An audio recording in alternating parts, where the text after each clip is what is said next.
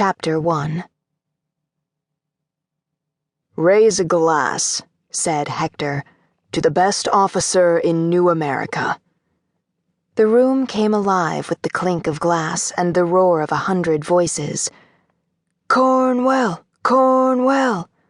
The men tipped their mugs and bottles and drained them in gurgling unison, slamming them down or even throwing them at the floor when the booze within was gone.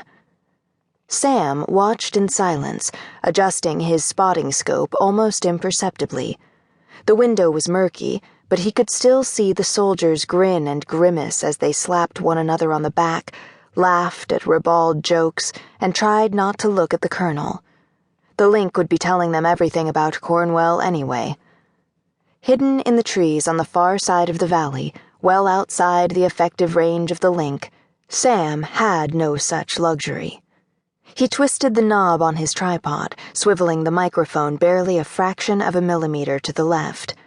At this distance, even a small change of angle swept the sound across a vast portion of the room. Voices blurred through his earbuds, snatches of words and conversations in a quick oral smear, and then he was listening to another voice, just as familiar as Hector's. It was Adrian, Sam's old sergeant. "Never knew what hit 'em," Adrian was saying. "The enemy line shattered, exactly as planned, but for the first few minutes that made it all the more dangerous. The enemy became disoriented, firing in all directions at once, and we were pinned down too fiercely to reinforce him. Cornwell held the corner through the whole thing, never flinching, and all the time the watchdog was howling and howling, it nearly deafened us. No watchdog was as loyal as his. She worshipped Cornwell. That was the last major battle we saw in Wuhan, and a couple of days later the city was ours." Sam remembered that battle. Wuhan had been taken almost 16 years ago to the day, in March 2061, one of the last cities to fall in the isolation war. But it had been one of Sam's first enemy engagements. Even now he could remember the sounds, the smells, the taste of the gunpowder sharp in the air. His head buzzed with the memory, and phantom link data coursed through his brain, just enough to stir his adrenaline.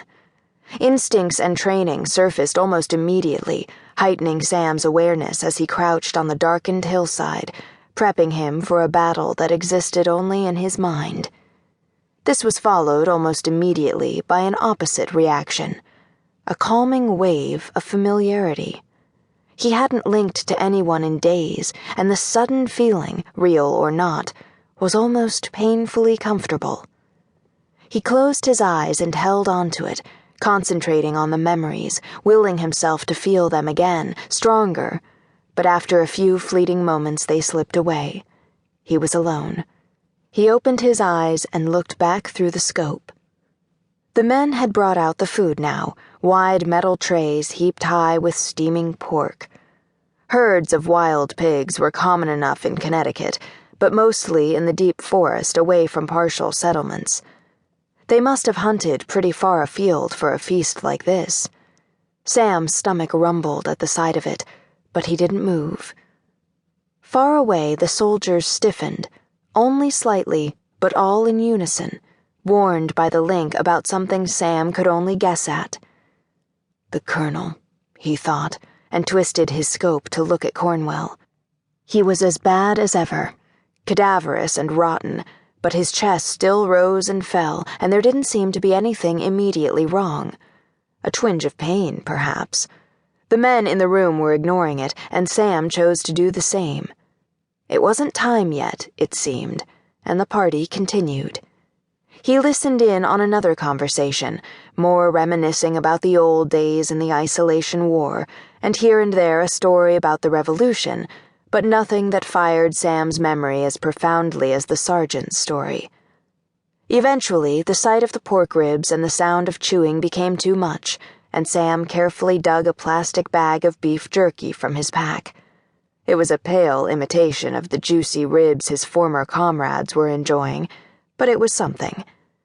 He turned his eyes back to the scope and found Major